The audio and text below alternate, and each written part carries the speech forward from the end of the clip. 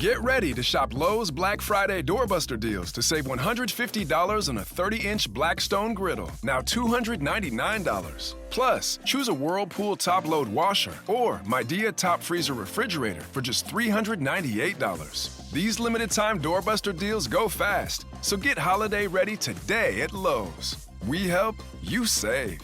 Valid 11/28 through 12/1. Selection varies by location. While supplies last. See Lowe's.com for more details. This is Money Moves on VSiN, the Sports Betting Network.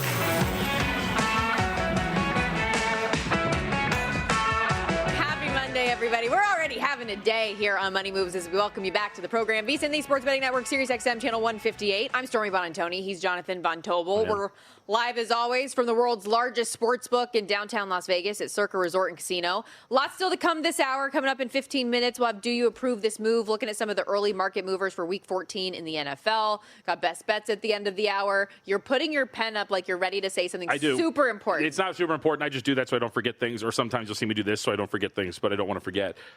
We always like interaction. Money Moves at VSiN.com. Yes. Is that what it is? Okay, so Money Moves at VSiN.com. Also on Twitter, @MeJVT, as you mentioned, Storm Buonantony.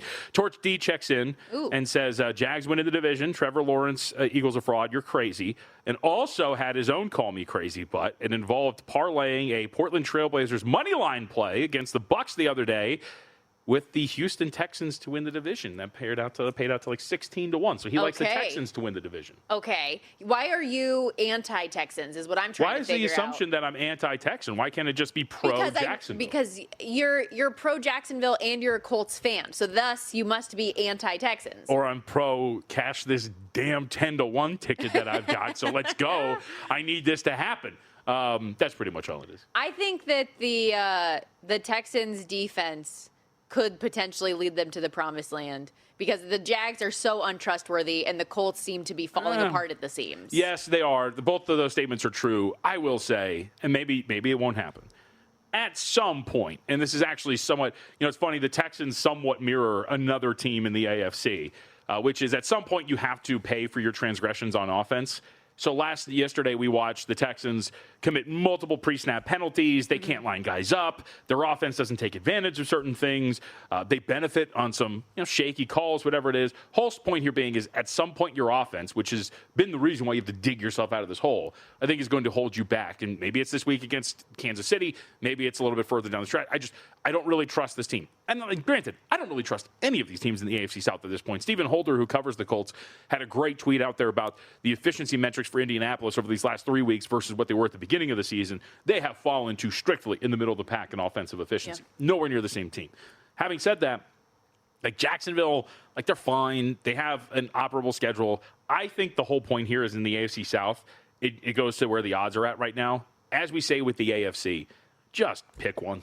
You know what I mean? Just pick one, and it's going to come down to the last week, and one of these teams is going to have to win this thing. By the way, the team that I think the Texans somewhat mirror is, of course, the Denver Broncos, who we watched last night win in overtime. So speaking to that, though, the AFC playoff picture, the Patriots, who are playing tonight against the Giants, currently tied atop the conference at 10-2, following the Broncos. But the Broncos are in that top spot as of right now. So the Patriots can leapfrog them for the one seed if they win tonight.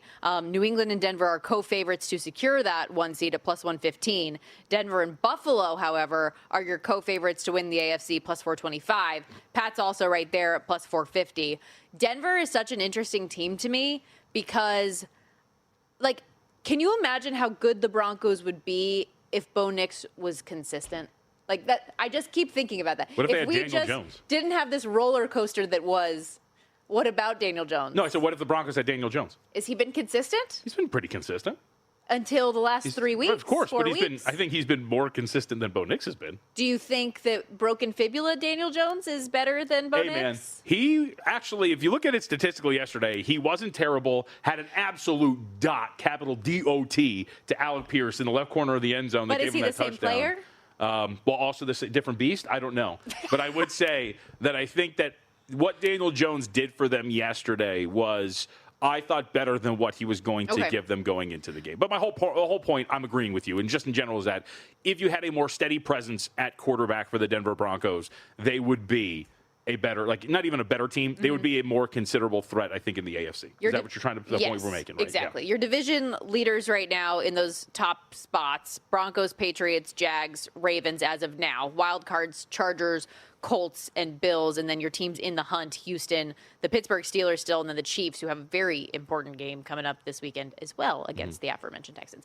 What concerns me about your Colts, though, real quickly, is not just the injury with Daniel Jones and the recent turnover bug that has kind of creeped back into his game, but for anyone who missed it, Sauce Gardner now is going to miss what looks like a few weeks with a calf strain, and I think that's big for your defense. You're already down to Forrest Buckner, who's been on IR with the neck injury, and it feels like things are just kind of starting to compound in a negative way for Indy. Yeah.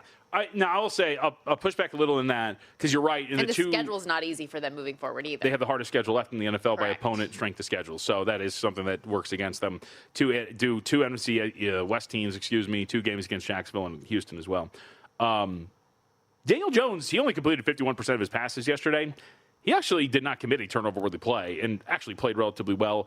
Receivers for the Colts charged with 3 drops. Josh Downs had 2 of them, one of them on a key third down, too. So I think that there's something there with Indy that they can perform better. I think it's all around here at this point. And very quietly, I know we're going to talk about awards later, but it's a tease to it.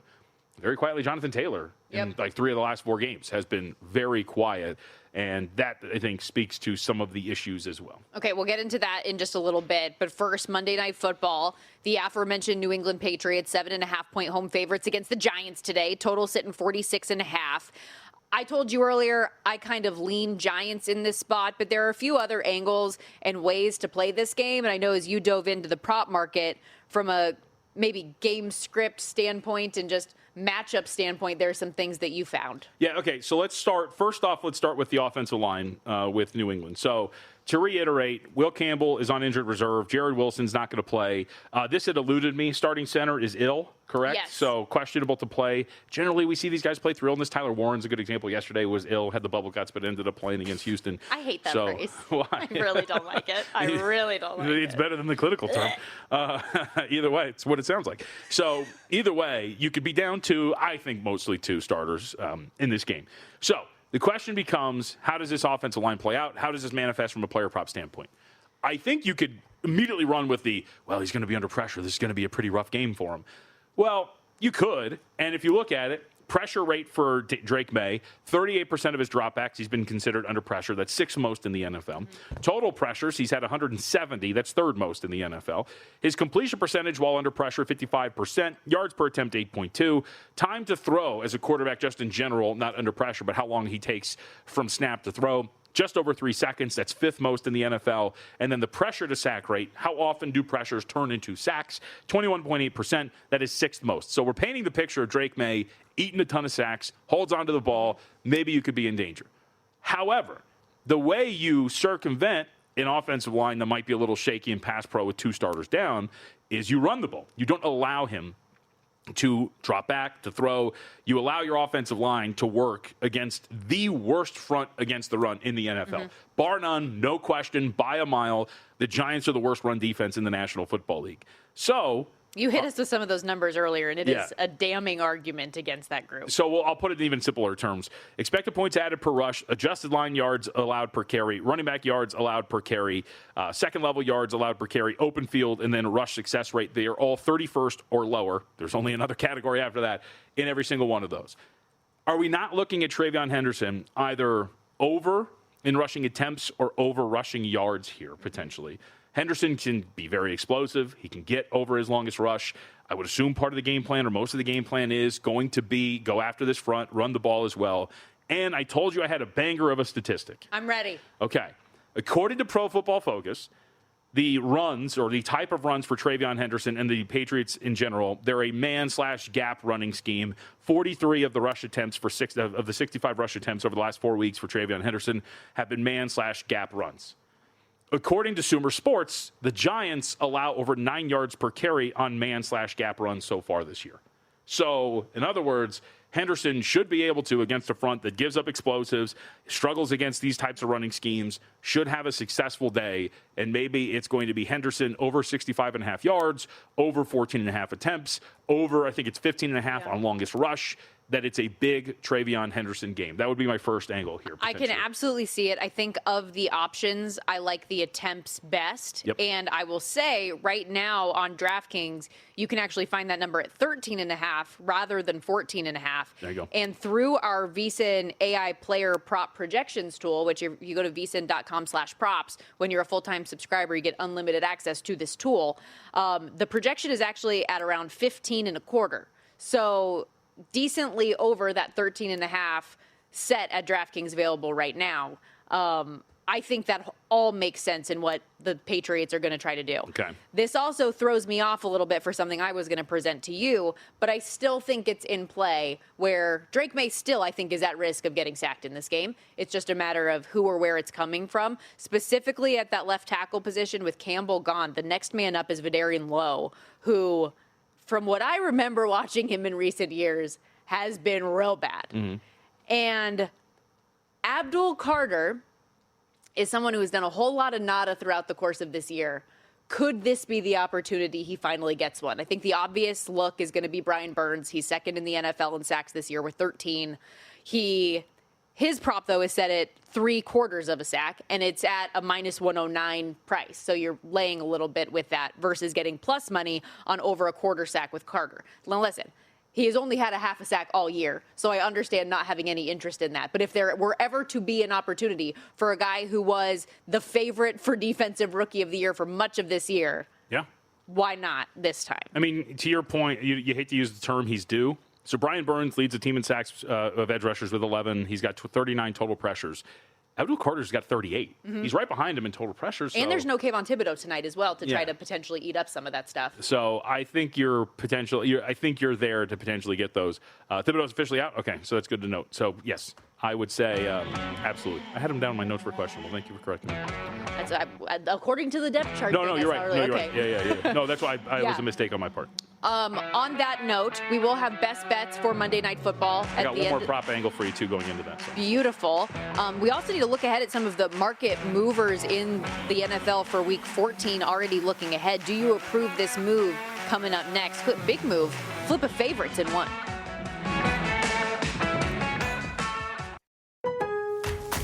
Get ready to shop Lowe's Black Friday doorbuster deals to save $150 on a 30-inch Blackstone griddle, now $299. Plus, choose a Whirlpool top-load washer or Midea top freezer refrigerator for just $398. These limited-time doorbuster deals go fast, so get holiday ready today at Lowe's. We help, you save.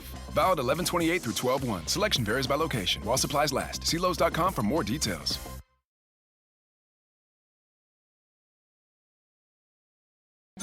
You're watching Money Moves here on VSiN, the Sports Betting Network. Odds move up, odds move down. Let's see where the odds are moving today, and do you approve this move? And we've got lots of movement already looking ahead to Week 14 in the NFL. I know we still got to wrap up Week 13 tonight with the Patriots and Giants. We'll have best bets for Monday Night Football a little bit later on in the hour. But let's start with what's ahead on Thursday night. The Cowboys and Lions going head-to-head. And Detroit, following the loss to Green Bay on Thanksgiving, goes from a 4.5-point favorite down to just laying a field goal at home in primetime against a Cowboys team you're pretty high on all of a sudden. I mean, I don't know if it's all of a sudden. We both have overs on their win total. Yes. We've got the finished second in the division. Like, we've thought that this team could be a little bit better, but they're giving us signs that, yeah, they are. And they're one of the best teams, one of the best offenses in the NFL. And the flip side of this, on the Thanksgiving show where we had Green Bay and Detroit, I apologized to our audience at one point because the thing I kept saying over and over again was explosive play rate allowed, explosive play rate allowed. This is Detroit's bugaboo. It's been something for a little bit now. They're in the mid-20s in that defensively. And what we see against Green Bay? Just explosive play after explosive play. The big one, near backbreaker. You get held down on 3rd and 4th and 2. You turn the ball over on downs to Green Bay, and one play later, Christian Watson's running into the end zone on the 51-yard touchdown. Like, this team has some troubles. And so now, why am I not supposed to expect watching Jordan Love and Jameis Winston tear you apart the last 2 weeks? that one of the best offenses and quarterbacks in the NFL is not going to be able to do the same. No, I don't disagree with the conversation. And a Cowboys team that has been playing pretty good football since the bye as well, won 3 straight games, including against the 2 teams that played in last year's Super Bowl. So, and real quick, let's go back to everybody made fun of the hire for Schottenheimer. It seems to be working out pretty well, and we'll have to get the updated numbers. But in the early portion of the season, if you remember, one of the surprising things that we kept keeping track of, we lost track of it. If you looked at scripted expected points added per play, those scripted plays in those drives, the Cowboys were one of the best offenses in the NFL, and they continue to be. So it was an interesting performance, to say the least, from the Minnesota Vikings yesterday. That's one way to put it. Didn't go well for Max Brosmer in his debut. 5 total turnovers in the game, 4 of them at his hands with interceptions. And the movement here on this game with Washington is interesting because we see Marcus Mariota and the Commanders have a pretty the Commanders have a strong performance against a really good Denver team, force overtime. If not for a batted football, could they have won in overtime? Minnesota goes from a 2.5-point home favorite in this spot to a 1.5-point dog. We did get the news about a half an hour ago. J.J. McCarthy is expected to come out of concussion protocol and start this game. So I've tried a couple of, not a lot, but there was a couple against the Chicago Bears. I believed in the Minnesota Vikings. I floated the question yesterday, like, maybe not, I don't know. Stayed away from the Green Bay game, absolutely, no question about it. My whole point here being, is now the time to back the Minnesota Vikings and J.J. McCarthy? Will we get an appearance of the Wolf? 9. Will 9 show up? Yes. Will the Wolf break through? I think it might. I mean, look, say what you want about how bad this offense has been, and it has been bad. Yesterday against Seattle, this defense held Seattle to 3.5 yards per play, 94 yards through the air, and 219 total yards. That beatdown was a symptom of how bad this offense is. Brian Flores can still throw you a fastball every once in a while with this defense, and I think you might be able to keep yourself in this. We know how bad the defense can be for Washington. Dare we say this is it? 9? Come on down, buddy. We need you one time. We shall see. The total also on the move in this game, a field goal down from 44.5. So I guess I say, I disapprove. Don't approve the move. Right. The Dolphins and Jets, each of them coming off wins over NFC South opponents this weekend. The Dolphins didn't want to cover, so you got that one. Yeah. You got that one with your Saints. You willed it to reality. Miami, though, coming out of that win, goes from off the key number of 3 down to 2.5-point favorites on the road in New York. You approve the move? Yes. We're officially in sweat territory. I'm going to lose this win total. This sucks. It's over. I have an alternate under 6.5, and they're going to win 7 games probably. They've won 3 straight and 4 out of 5. I can understand knocking off the key number. Jets have been pretty competitive. Hopefully the Jets can knock this team down a peg and give me a W here for the road team, but this should be for the home team, but I am not doubtful. So I can understand knocking it off 3 at least. I am not dead yet on my Saints to be the lowest scoring team. Really? The Miami one is toast. Yes. But here's what we got so far. Tennessee in the driver's seat as expected at 170. Vegas 179. Saints 182. Okay. So only You're not back dead, 12 right now. Not dead yet. Plenty of time. We'll have to break down these schedules. I know. We really do need to get into the nitty-gritty of it. Your favorite team in the NFL, the Tennessee Titans, are at the Browns this week. The total in this one, very low to begin with at 35.5, even lower now, 33.5 in Cleveland. Obviously, the expectation weather will come into play. Is that the expectation? And a good defense and a terrible offense. And maybe both terrible offenses. Yeah, there we go. Now you're getting down. I mean, you could play this in a dome, and I think your total. That's so cold. Yeah, literally and figuratively. I don't think this is a symptom of weather. I think this is a symptom of that plus 2 of the worst offenses / we're going to get like a shootout now that potentially. We've said that. And having said that, I know it's down to 33.5. I think you make the case to bet this thing under. I'd also say, give me 4 with Tennessee. I know it's not on here, but those 3.5s are starting to turn into 4. What are we doing? We'll do our market ratings later this week, but come on. Shedeur Sanders, really? If you're really breaking it down, he has been terrible in these first few games. They have covered 3 of their last 4. Didn't look good for him, obviously, yesterday, though. No. Okay. Your Colts taking on Jacksonville in what has been a house of horrors for them historically. Gotta look at this again, yeah. We're seeing the Jags being bet. Indy opened a 3-point full field goal favorite, now just 1.5. Yeah, well, this is for sure. You got to do that, right? Sauce Gardner's injured. The Colts have been losing games. The offense isn't the same. Danny Dimes is not fully healthy. So I think, because you're using these look-aheads, correct, and then into this week, either way, you're knocking that down. Like, you're going to get here. I'm going to go on a limb and say that they are they're going to go off as the underdog here, Indianapolis. Okay. So I wouldn't be shocked if they're just a small dog, like 1.5 to 1, I think is probably going to be what you see here. But look, Indianapolis, you mentioned it. It has been a house of horrors for this team. They have been awful, going all the way back to, let me see, oh, that's the 95. The Colts, I'll have to look back and see exactly what it is. I think they've lost 14 straight. Is that what the number is? We always bring this up, and then I forget what the number is. Either way, Jacksonville's been awful for them. I can understand this, and I think the Jags go off as the favorites. Oh, I was trying. I couldn't look it up fast enough for while you were finishing your. I apologize. Your stat. I should have had it ready. I thought you would. This is your team. Bengals and Bills. The Buffalo. last time they won a game was in 2014. There we go. Been a hot minute. You were 22. Since I was 22 That's right, years yeah. old. That's what I should have teed it up with. That's right, yeah. I should have just kept it simple. That is the first of 2 matchups, by the way, still to come in that division for the Colts and Jags. Bengals and Bills, though, Buffalo 7-point favorite down to just 5.5 now. We've seen a 3-point move on the total here as well, from 54.5 to 51.5. Do you approve the moves? I mean, not really. I think you can get a shootout here. No, I mean, maybe this is a weather thing, playing out there in Buffalo. I haven't seen what the weather's going to look like in the 10-day forecast, but I can understand it. I also totally understand grabbing 7. I mean, look, Joe Burrow and the Bengals are better than what they've been given credit for. And think about this. We played the exercise with Houston and Indianapolis against Kansas City. These were similarly rated opponents in Buffalo and Baltimore. You were catching 7 on Thanksgiving.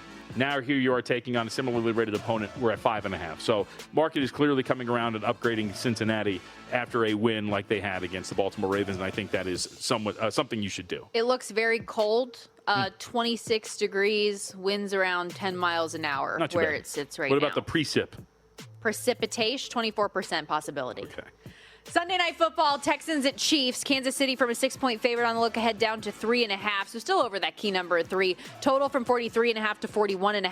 Massive game against Houston. According to ESPN Analytics, if the Chiefs win this game, they have a 56% chance of making the playoffs. A loss would knock that down to 13%. So the Chiefs making the postseason hinges on them beating a red-hot Texans team. This is top of the market, but I think I got to do it one more time, right? Bills, they did it. Colts, they did it. We got to do this one more time. This is accurate. Give me the Texans. You're going to the well with the Texans again. And they won 4 straight in 5 of their last 6? Yeah. They've turned it around. I think is the question, are the Texans being upgraded, or are we finally seeing a downgrade of the Kansas City Chiefs as well? Feels like a two-sided of the coin thing with that, right? Like both. Maybe both. Probably an upgrade of the Texans. Everybody wants to believe in this Texans team. I remember when we did our futures draft, that was met with shock and awe when I went under on the 8.5 with Houston. Really? It's like, yeah, I mean, their offense stinks. By the way, I might lose that too. We've also seen a shift, by the way, on Monday night. Eagles, Chargers, Philly from 1.5 out to a full field goal. The total down 3 points as well, 43.5 to 40.5. I mean, this got to be Herbert, right? Yeah, I was going to say, obviously Justin Herbert dealing with the hand injury, but he says he should be good to go. I think so too. I grab 3. I'm gonna hope that it just moves off that 3. We're gonna. These guys are way like tougher than me. Yeah. I'm having surgery. I don't care what it is. I'm laying in bed. I'm not going anywhere. You're not gonna get anything out of me. God told me that it would move off of 3. On that note, we got to step aside here. You mentioned a couple times that we wanted to get into some NFL awards. The number has shifted for MVP. Are we at a buy low point on this player? We'll be right back.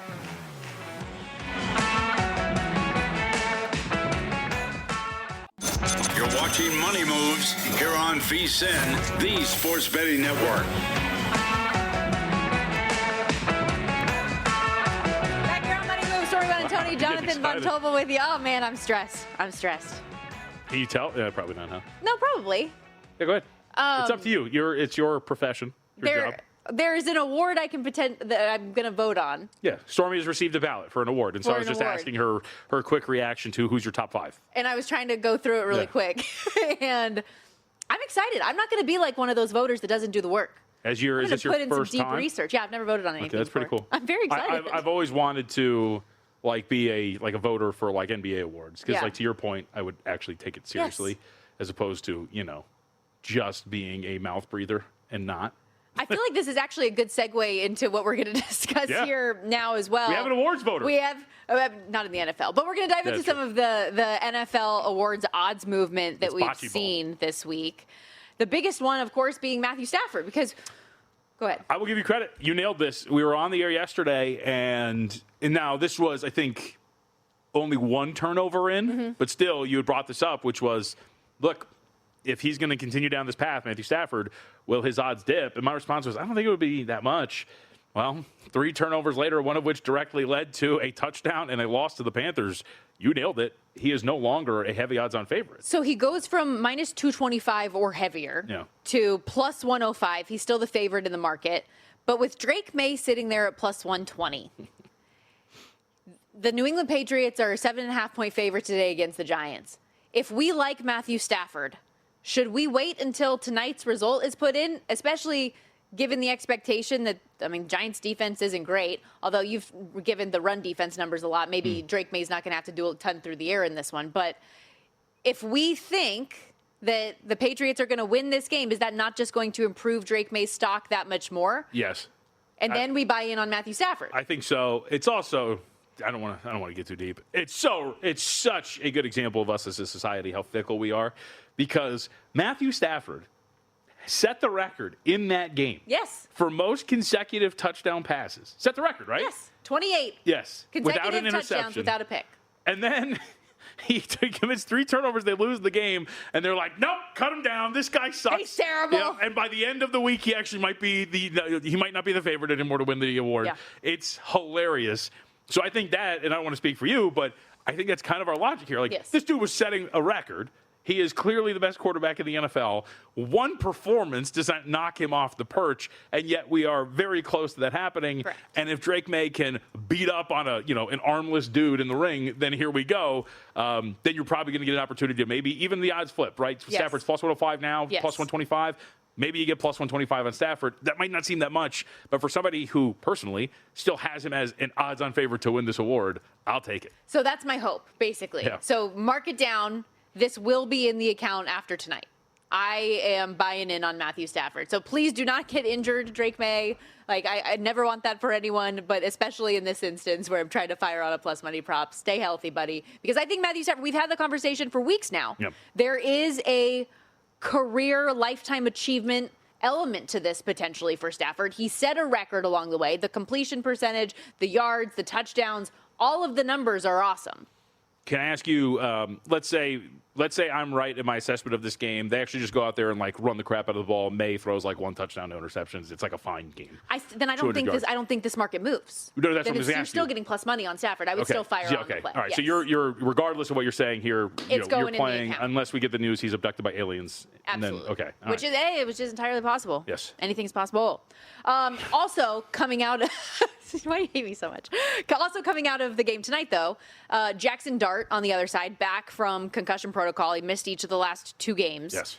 He is your second shot on the board still for Offensive Rookie of the Year. Your favorite, T-Mac himself, Tedero McMillan, the young wide receiver for the Carolina Panthers, plus 125. Dart sitting there at 2-1. Emeka Egbuka's numbers have taken a hit, but still one of the short shots at 3-1. And then your boy Tyler Warren, tight end for the Indianapolis Colts, plus 550. If I gave you $100 right now, what are you putting it on? Ooh. This one's hard. I still think it should be Tedero McMillan. Yeah. If it's your money, you're giving it to me, I'd still put it on Tedero. One catch yesterday, and it's the 4th down touchdown for 43 yards or whatever game winner, it was. right? Yes. Yeah, Unreal. One catch, but it's the ball that they needed to win the game on a 4th down, like you mentioned. So that's still a big moment. I think he's been a more consistent presence. We've seen Emeka Egbuka drop off. There's a shot. I think the problem here is with Dart, yes, you get, quarterback of the New York Giants, all that kind of sis boom bah nonsense with playing for New York. But look, he's a big underdog today. If they lose and he doesn't perform, relatively well, he missed the 2 games, of course, as well. And I think that factors in a little bit when you're talking about what these other receivers have been doing and playing consistently. I still think that it would probably be Tedero and McMillan at this point for my money. I keep saying, too, what Tyler Warren's asked to do for Indianapolis. I mean, he's, I think, been the rookie of the year. He plays in a bunch of different spots in that offense. They asked him to do quarterback sneaks. They asked him to do all sorts of things, although yesterday didn't go well because he fumbled the snap under center. But either way, I think that there's probably a slight higher probability that Warren can win this. But I'm factoring in just the two receivers and Dart, and I still think I'd go with McMillan. Travion Henderson, also your first double-digit odds guy at 12-1. I just don't think there's enough runway left for him to really make that case. You don't think so? Because that's the thing I was going to bring up today. Really? Because here's the thing. What if, again, we'll go back to, what if we're right if this abhorrent Giants defense is awful? And what if he gives you like a $125 game, one of those big explosive games with multiple touchdowns? This guy can't come in and steal this? Because as much as we're talking about McMillan and how good he's been, or Mika Ibuka or Jackson Dart, I don't think there is one singular gravitational force amongst these rookies that would like run away with this award.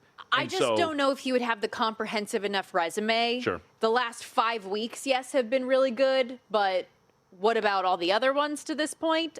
I don't know if that warrants enough, and I guess it just depends. Obviously, to your point, you have an opportunity in primetime to make a statement, and if he does, the odds will certainly shift. I just don't know if there's enough. And we've seen voters in the past, like I remember getting into arguments about your boy Brock Purdy winning Rookie of the Year, and my whole thing was like, yeah, of the year. Yeah. You can't just check in on the Correct. last 6 games and win. It's not like Henderson's checking in the last 6 games, but he got his start, if you will, relatively late into the season. The argument I'll do for Dart, and please know, yes, this conversation is a little bit biased because I have a 20-1 on him as well. All awards conversations at this time of the year on this network and others are all just about my bet should win. Biased. Yes. But I think, too, even with the record being what it is for the New York Giants, a lot of that has been on the defense, not on him. Like, he's had some pretty masterful moments to put his team in a position to win games, and the defense hasn't held up. Yeah. So I think any of those top 3 could still be alive, although the Ibuka stuff is harder now, too, because of the injury to Baker Mayfield, although they won pretty handily yesterday. So we'll see. We'll keep tabs on all of this. When it comes to Offensive Player of the Year, though. And really quick, just to add, Ibuka has not surpassed 50 yards receiving. In fact, he hasn't passed 45 in each of his last 3 games. Well, and like in the 4 out of his touchdown last production, 5. too, he was so fun and exciting to watch, and then it's just kind of dipped off. He had 5 touchdowns in his first 5 games. He's had 1 since. Yeah. It's definitely tailed off to the point where I think you can even make the strong argument that Tyler Warren should be ahead of Emeka Ibuka to win Rookie of the Year. He's been the more consistent force over the course of the season. But, again, all right, cool. Get your plus 550 on a guy that should be 4-1 and then ultimately lose the award. So Jonathan Taylor is still odds on for Offensive Player of the Year. Jackson Smith and Jigba on his tail at even money. Then it's Christian McCaffrey at 14-1, and no one else essentially has a shot in this market aside from those 3 as the odds you see precipitously fall off. Jahmyr Gibbs 60-1, James Cook 75-1, Devontae Adams 80-1. I wanted to bring this up because what if I gave you, am I crazy here, a 500-1 shot right now to win this award?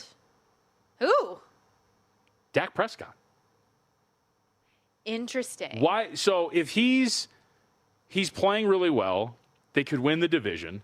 He's got an offense that is among the best in the NFL. He's a quarterback. Like, is the market just assuming he can't win Offensive Player of the Year? I think it's assuming he's not going to do enough to win MVP, and he's already going to win Comeback Player of the Year. Right, but that's not so. You're going down that path, though. Why is it just Comeback Player of the Year? Why can't you, as Dak Prescott? Because we have a de facto quarterback award and a non-quarterback offensive award. But it's not non-quarterback because Patrick Mahomes in 1 year he won MVP and he won Offensive Player of the Year. Yes. We've seen quarterbacks win this award. I don't think that voters are doing that anymore. I don't know, man. Because I think especially for different guys, unless it's a completely different skill set. Because I know that argument was made for Jalen Hurts for a long time, right? Like, he's not your prototypical pocket passer quarterback. He's going to do all this other stuff. Maybe you do it this way. But wouldn't you just say, if I were to ask you, name like some of the best offensive players in the NFL, Dak would make your list. Sure, of course. You have to think about these. You're a voter now. You have to think about these things. You should not be beholden to the shackles that our society puts on these awards. You need to get on TikTok or get on whatever platform you want to make a video. Pod to the Futures, clip it out. This will be brought up tomorrow. Here we go, Pod to the Futures. Clip it out you need to get a lot of people to get this narrative going right on the Twitterverse, okay? Because that's how these things begin. You have to plant the seed so that the larger media animal that it is can grab hold and you can move forward on it. On that note, we got to step aside. Wrapping things up next. Boy, this show went quickly. Our best bets and final thoughts on Monday night after this.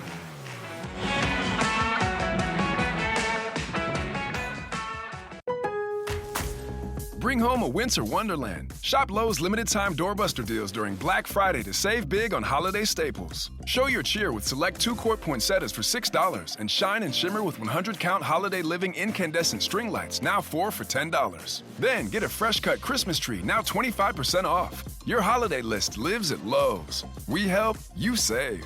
Offers valid through 12/1. Poinsettias and fresh-cut trees in-store only. Selection varies by location. While supplies last. Excludes Alaska and Hawaii.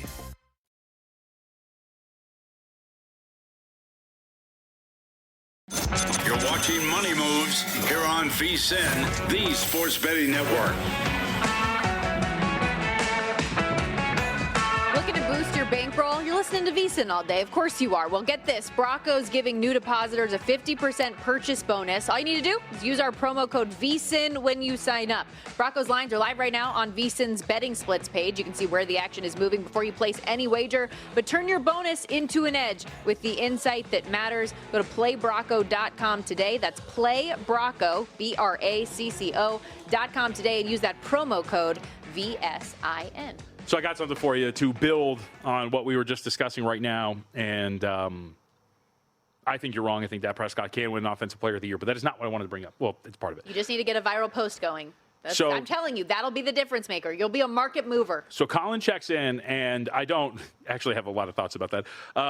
Colin checks in, and I don't necessarily agree with the action here, but I think the premise is correct. So if he says if you're going to bet Dak or CMC for Offensive Player of the Year, you might want to consider parlaying the two. I think he means like Dak for, Offensive Player of the Year, CMC comeback, whatever it is. Because those two are, kind of tied to each other. They're obviously the favorites for Comeback Player of the Year, or the two top choices for Comeback Player of the Year. So that was my thought was, and again, you're trying to get in the head of voters. Voters make weird rationales for things, and this might just sound like some hooey, but I will go down this path.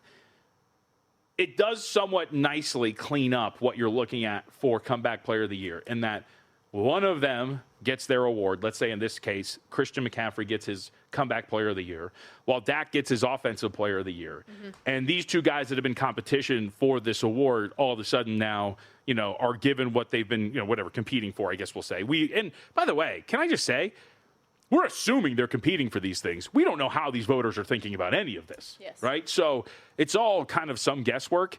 But as I told you, and we'll expand on this on Pod of the Futures, I just have a hard time looking at a guy who is the third highest graded quarterback in a bunch of different metrics, leading one of the 5 best offenses in the NFL, that's going to have a season in which he's going to throw for well over 4,000 yards and 30 touchdowns and maybe even win his division, and not say that's one of the best offensive players in the National Football League. I agree.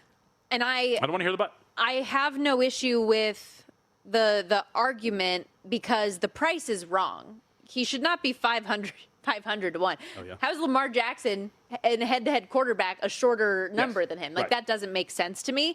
And within that context, Christian McCaffrey being 14 to 1, it's because he's a quarterback. But that's why I'm saying, I don't understand how other quarterbacks are so much shorter odds than him in this. He's 500 to 1.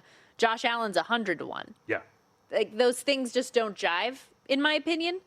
At the top of the board, though, Jonathan Taylor is still odds on at minus 125. Jackson Smith and Jigba, even money. It feels like a 2-horse race right now from a price point. I don't think Dak should be 500 to 1. I just also don't think he's going to win it. So as Michael Lombardi used to say on this network, it feels a little bit like a St. Jude's play in my mind that you'd be better off giving away. So it's money. A good cause.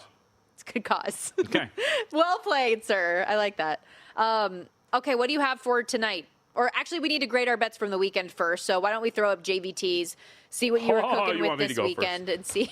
There was no cooking in any way, shape, or form to keep the Thanksgiving going just for a moment. I burned the turkey, if you will. A little too long in the deep fryer over the weekend for the plays. Texans plus 4.5 get there. Saints plus 6 get there. But the Eagles are the teaser killer. Don't care about Eagles-Patriots because that's dead. And the Packers-Eagles teaser does not get there either. Steelers and Raiders. How about that? Just quitting on the final drive. Just being like, you know what? You scored. We don't really care. So anyway, that kills me there. We'll move on. We persevere. You willed the Saints into existence, though. Like I will tell you, telling you, every right? opportunity I was like, they're you not had, dead yet. You were using some witchcraft and wizardry on our far right screen. For me, the teasers this week were hit and miss. The Eagles, brutal to lose on that one. And then the Rams leg that you felt fairly confident in going in. So confident that we even live bet the Rams during the game. So both of those fall apart, but we did get the Packers and Broncos home and the Broncos and Seahawks, which I was at risk of going over on these because of what Denver was going through last night. That was a very stressful one. So the weekend ended up still being profitable rather than bad. Shedeur Sanders under 27.5 attempts. CMC rush attempts over 18.5, both cash. Wow. What? I just realized that, with the Broncos teaser, it didn't really hit me. I was like, oh, yeah. I had so much tied into Denver, and I bet them as a side play. So obviously I lose the -6, but fortunately those two teasers come home because I just needed Denver to win, and we got there by a point. Antonio was saving your bacon, huh? Wow. Yes. Thank you for the batted down pass in overtime. God bless. As for tonight, we were talking about some of those props, and I think you convinced me to add in Travion Henderson over 13.5 attempts. Oh, boy. The last time I convinced a Buonantony to do something, I got a rude comment on Thanksgiving. I don't know about this one. Well, I'm not my dad. Okay. But I like that. I like the 13.5, and I did ultimately fire on the Giants plus 7.5 tonight. I think with all of the close games that they've played, with all the close games recently, too, that New England has played, this is a number they can keep it within. Also, the Giants with Jackson Dart as your starter, they've averaged about 24 points per game, I want to say, in those games. And I feel like they should be able to score against a Patriots defense that gets a little bit too much credit, in my opinion. All right, I like it. I've got two for you today. Go for it. We're going to talk more about Conference Championship Week coming up tomorrow. Yes. But we will get out ahead of it. So you'll hear my logic a little bit more here. Give me Georgia -2 in the SEC Championship game against Alabama. And we will add just a little number grab. This is a prayer that maybe I'm just going to be on the right side of the number. You think he's going to be fine to be out there. Give me the Chargers +3 against the Philadelphia Eagles. Not entirely confident here, but I don't know. We played the brief press clipping. If you go back and watch the entire press conference, Harbaugh and Herbert don't seem too worried about this limiting him. And by the way, the Eagles have, I liked our colleague Matt Brown's way to put it on Twitter, the most on-paper team in the National Football League. On paper, this team should be better, and they are not. And I will add, I did not send this in because I was ruminating, thinking, and pondering about it. Give me over 15.5 yards with the longest rush for Travion Henderson tonight. Okay, so you're going longest rush, and I'll go attempts. Yeah. That'll be fun. I'm down for it. This isn't an official play, but I think I might end up doing like just a fun bet on SGT? No, on Abdul Carter to go over a quarter sack. If not now, when? There we go. You know? There we go. He's due factor's got to come into play at some point, perhaps. Abdul Carter, 20-1 to win Defensive Rookie of the Year. The favorite? Carson Schlesinger, -550, I think, right? Look at you. Who's got it better than you? Nobody. No, because, this could blow up in my face in 5 seconds. I think the real question is Jalen Walker the rightful second choice? Should I be adding somebody else? Give yourself some protection. Yeah. Who would it be? Interesting. I don't know. I would like to know, though, and like you said, we're going to go into all of the conference championships. Can you give me a little bit more of the rationale on Georgia? You think they get a little bit of that regular season revenge? I think so. Look, I think this team's just kind of, I shouldn't say peaking because the Georgia Tech game wasn't really great. But I think that was also very much spot like, hey, man, this is our bingo. This is our get out of jail free card type of deal. We lose this game against Georgia Tech, whatever. We're into where we need to be. But I do think this team is, to use that term, peaking at the right time, despite the fact that they didn't cover the Georgia Tech game, correct? So last two. But either way, because the trend came home with the Charlotte game as well, 35-3. Didn't cover a big spread. But the way this team's playing, how well their defense is playing, I did not like. I don't know about you because I know that you were working, but if you've gone back and watched, my man Ty Simpson was taking a ton of punishment in that Auburn game, and I think Georgia's going to send quite a few different looks at this dude and try to not hurt him, but make him feel what this defense is really capable of. And I just don't like the lopsided nature of the way this offense really operates. We've known about it. It's kind of one-dimensional, and I think all of that going into a game against Georgia, who I would say, for kind of lack of a better term, has been kind of getting ready for an SEC championship game the last 2 weeks. Charlotte, Georgia Tech, just kind of sitting back and seeing what they're going to end up having to do. But either way, I think Georgia's playing some pretty good football at the right time. So, yeah, give Georgia -2. I know most of our national championship odds discussion will come after the bracket is set, and you can kind of pave out a path for the teams that you like. But Georgia at 8-1, are they a team that you like to make it all the way potentially? It's hard not to, given the way that they're playing. They're really getting better. And that was kind of the thing, is just generally reading analysis on this team going into the year, was that there were parts of this core that were somewhat young. And this is what you kind of like to see, is at the end of the year, like the needle's definitely pointing up here for Georgia. And I definitely think that the outside of Ohio State, who seems to be about 2 points better than the pack, I think Georgia's a pretty dangerous group. Here's something wild. So if you look at the top of the board for the national championship, Ohio State plus 160, Indiana plus 425, Georgia 8-1, Oregon and Notre Dame sitting there at 10-1 after we had the full discussion of where is Notre Dame ultimately going to be when all is said and done in this CFP conversation? And could we have some bid stealers that, just from a strictly numbers perspective, there's only 12 spots? And could Notre Dame be on the outside looking in? Let the record show Money Moves was first. We'll see. It was 7-1 when we discussed it on the last week. Probably around that range still right now. But it would be hilarious. Not only would it be hilarious if they missed it, wouldn't it be hilarious if not only they missed, but then the committee's like, oh, yeah, we'll put Miami ahead of them. Dude, I mean, you never know what they're going to do. Okay, very excited for that conversation tomorrow and the next day, because obviously the latest set of rankings will come out on Tuesday night. That's a wrap for us, but keep it locked right here. Follow the Money with Mitch Moss and Paulie Howard coming up next. Nick Whalen talking fantasy and NFL roster value, plus Warren Sharp on the program as well, leading into Monday Night Football.